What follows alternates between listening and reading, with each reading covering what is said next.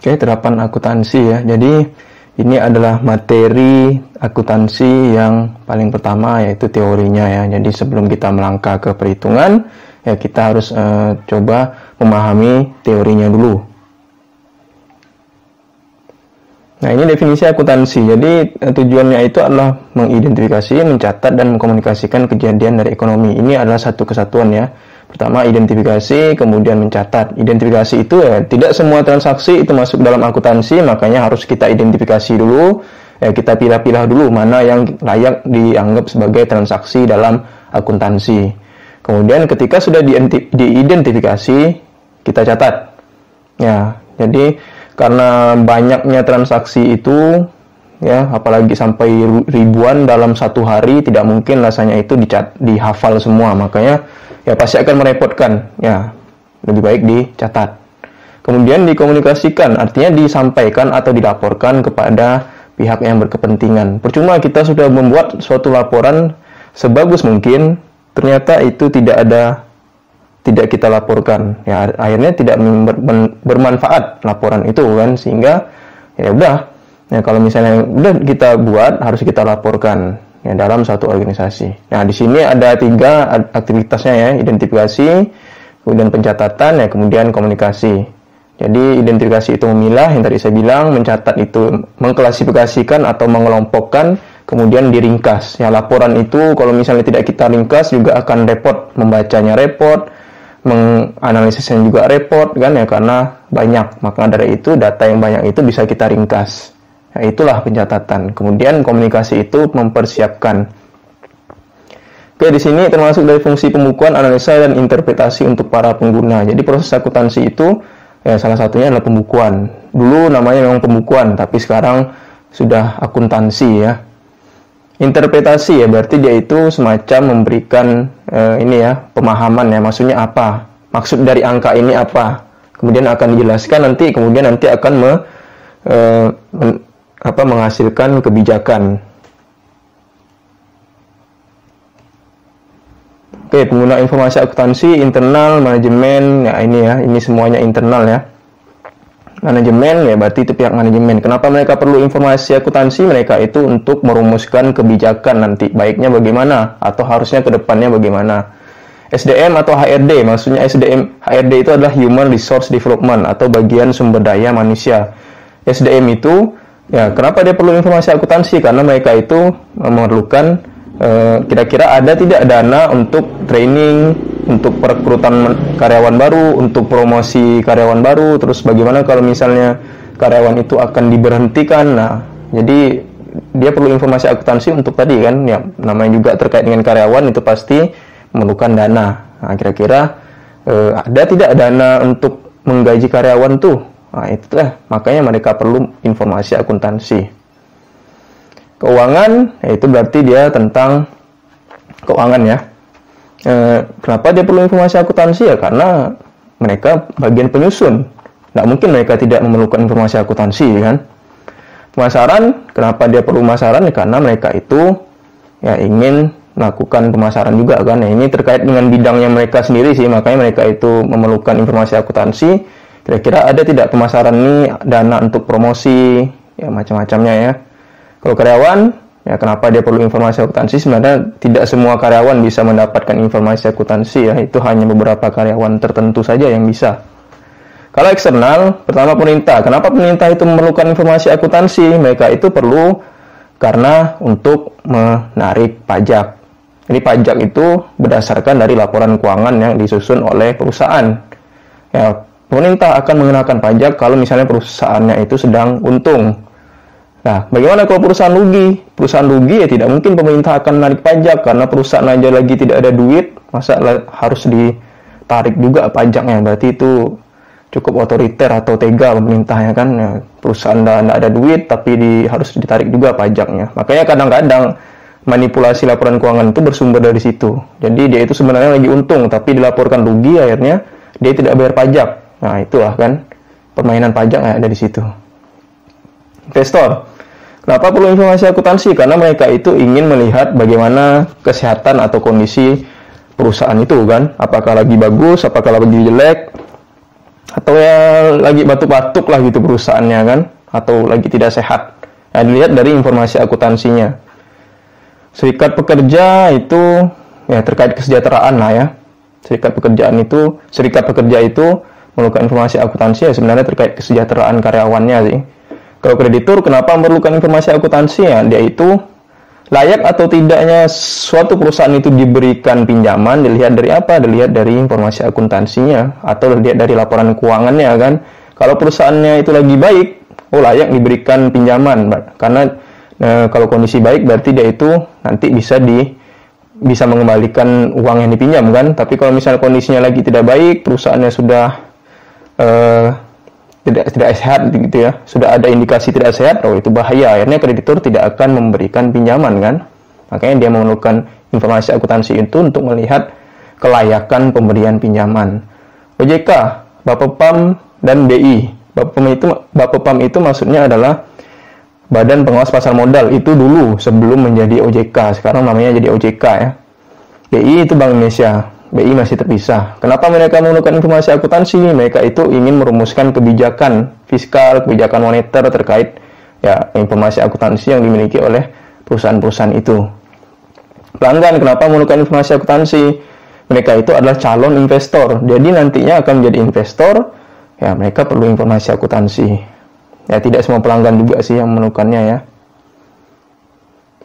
Nah, kemudian di sini ada etika dalam pelaporan keuangan ya. Dalam suatu pelaporan keuangan itu ada namanya ya, standar yang ditetapkan karena tindakan seseorang nilai benar atau salah, jujur atau tidak. Ya itu yang disebut etika. Jadi etika itu ada standar yang ditetapkan apakah dijunjung tinggi atau tidak. Kenapa penting dalam etika dalam pelaporan keuangan itu? Ya inilah. Makanya kalau ketika seseorang itu sudah memahami ilmu akuntansi, dia itu juga bisa memahami ilmu manipulasi akuntansi juga kan. Nah, bahayanya di situ. Makanya dalam etika pelaporan keuangan perusahaan itu jangan sampai ya istilahnya melanggar etika lah gitu kan. Manipulasi laporan keuangan ya atau juga beberapa hal-hal lain dalam kejahatan laporan keuangan itu sangat banyak merugikan banyak orang.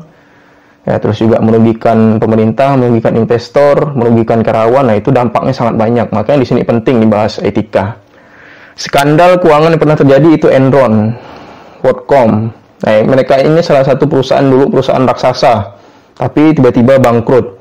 Karena apa ya? Itu tadi mereka itu terlihat bagus di luar, ternyata dalamnya itu sudah sangat rusak, sudah sangat busuk. Laporan keuangannya itu sudah tidak sehat, tapi tetap dilaporkan baik saja. Nah, akhirnya udah bangkrut pada tahun 2001 yang Enron ya. Nah, kemudian di situ ada gara-gara ini ya akhirnya pernah ekonomi itu lagi eras ya, istilahnya lagi kacau gara-gara ulah-ulah perusahaan ini, akhirnya mengadakan undang-undang namanya Undang-Undang Sarbanes-Oxley Act. Nah, dengan adanya undang-undang ini akhirnya membuat perusahaan itu ya harus bertanggung jawab membuat laporan keuangan yang layak dan wajar. Direktur juga dituntut di situ harus pasang badan. Kalau misalnya ada manipulasi ya direktur harus bertanggung jawab. Ya. Oke, di situ ada informasi keuangan seperti neraca, laba rugi, CALK ya. Ya itu nanti sebenarnya akan dibahas di slide yang berikutnya. Organisasi yang terlibat dalam penetapan standar internasional yaitu SEC, Security Exchange Commission, itu semacam pengawas pasar modalnya di Amerika sana ya. Jadi semacam IDX-nya Amerika gitulah. FASB itu Financial Accounting Standard Board. Ya, board itu Dewan Standar Akuntansi Keuangan. IASB itu International Accounting Standard Board. Ya, kalau dari Indonesia itu di ISAK, Dewan Standar Akuntansi Keuangan, yaitu Ikatan Akuntan Indonesia (OJK). Nah, itu salah satu dewan pengawas ya. Jadi kalau misalnya dalam menetapkan standar etika itu semua ya harus ada dewan yang mengawasinya, harus ada dewan yang merumuskannya. Oke, bentuk kepemilikan usaha ini dimiliki oleh satu orang ya. Kalau pribadi, dari namanya pribadi ya satu orang. Terus badan usahanya kecil, kalau rugi ya tanggung sendiri, kalau untung tanggung sendiri. Ini banyak contohnya ya, pedagang-pedagang kecil, asongan itu salah satu contoh usaha pribadi. Kalau persekutuan itu berarti lebih dari satu orang. Nah, biasanya sudah sedikit lebih besar lah ya. Ya, kemudian juga masing-masing anggota sekutu itu dia memiliki hak dan kewajiban yang sama, tergantung dari tergantung dari kesepakatan mereka berdua. Ya, kadang-kadang ada konflik. Nah, itulah tugas mereka itu ya, harus meminimalisir konflik itu. Kalau perusahaan atau korporasi ini sudah besar, dia sudah modalnya itu sudah dalam lembaran saham, kemudian juga dia itu sudah ada aturan yang ketat, aturan yang terstruktur, aturan yang banyak. Dia mengikuti aturan juga dari kementerian ya, perindustrian, terus juga pemerintah, kementerian keuangan untuk pajaknya ya banyak. Jadi kalau udah korporasi itu perusahaan yang sangat besar ya, tersebar di seluruh Indonesia ya kan. Nah, kewajibannya terbatas. Jadi karena ini perusahaan besar, otomatis ya tidak bisa semau hatinya. Nah, karena di situ ada modalnya banyak orang ya. Oke, ini siklus akuntansi dari pertama identifikasi ya. Jadi bukan langsung jurnal, tapi identifikasi dulu, kita pilah-pilah dulu mana yang layak dijadikan transaksi akuntansi, baru masuk ke jurnal. Baru masuk ke buku besar, neraca saldo, penyesuaian, neraca saldo disesuaikan, kertas kerja, laporan laba rugi, perubahan modal, neraca, penutup, saldo penutupan, jurnal pembalik. Karena siklus, dia tidak mungkin akan terbalik. Jadi urutannya pasti seperti ini. Tidak mungkin jurnal dulu baru identifikasi, atau neraca saldo disesuaikan ya, baru yang buku besar. Tidak mungkin. Jadi pasti buku besar dulu baru neraca saldo disesuaikan ya, begitu.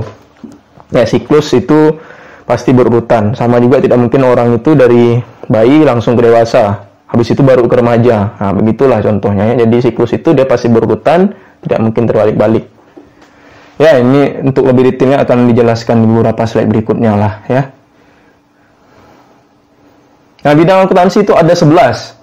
Jadi, manajemen, keuangan, auditing, nirlaba, pemerintahan, biaya, pajak, anggaran, pendidikan internasional, sistem akuntansi. Jadi, bidang-bidang akuntansi itu pertama akuntansi manajemen ya. Berarti ini sebenarnya gabungan dua jurusan ya. Jadi ada akuntansi dan manajemen. Ya, otomatis di sini dia itu bagaimana mengelola keuangan. Lebih detailnya, mengelola keuangan, mengelola semua yang ada di perusahaan, terutama keuangannya. Nah, kalau akuntansi keuangan ini dia lebih kepada penyusunan ya. Kalau ini pengelolaan, ya, kalau ini dia lebih kepada penyusunan laporan keuangan. Nah, akuntansi keuangan itu memang jurusannya, dalam jurusannya itu sangat banyak ya. Mata kuliahnya juga cukup banyak. Ya, makanya kalau misalnya akuntansi itu ya salah kalau berpikir cuman akuntansi yang biasa gitu kan, akuntansi dagang, manufaktur, banyak perusahaan akuntansi itu dia di sini saja ada 11 bidang. Masing-masingnya ini memerlukan pembahasan khusus. Ya, oleh karena itu ya tidak gampang untuk bisa langsung menguasai semua akuntansi ya. Ya, yang umum dipakai itu memang akuntansi keuangan. Auditing itu juga salah satu bentuk akuntansi, cuman dia itu adalah terbalik prosesnya. Jadi dia itu bukan identifikasi dulu, tapi dia itu laporan keuangan dulu, baru nanti ke identifikasi. Berarti siklusnya itu atau prosesnya itu adalah terbalik. Nah, itu auditing. Ya, auditing itu dia melakukan evaluasi atau kelayakan dari suatu laporan keuangan. Benar tidak atau layak tidak nih? Angka-angkanya sudah akurat tidak? Sistemnya sudah benar tidak? Nah, jadi itulah tugas auditing. Kalau akuntansi nirlaba itu berarti akuntansi yang untuk perusahaan nirlaba ya, atau untuk perusahaan yang tidak menghasilkan laba.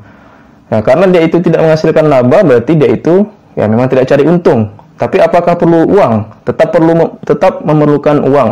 Perusahaan apapun dia tetap memerlukan uang. Cuman uang di sini digunakan untuk operasional perusahaannya kan, bukan untuk mencari untung.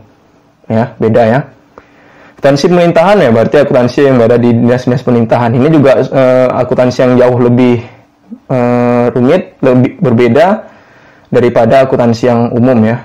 Nah, akuntansi pemerintahan itu dia terkait dengan duit negara, uang negara.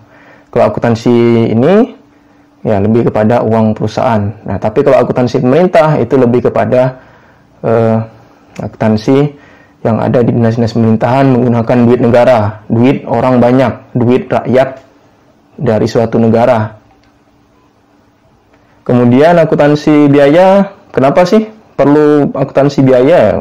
Karena saking banyaknya biaya dalam suatu perusahaan itu sehingga memerlukan akuntansi tersendiri. Biaya itu jangan cuma pikir, oh biaya listrik, biaya transport, biaya listrik, ya biaya air misalnya, biaya air, biaya gaji, banyak.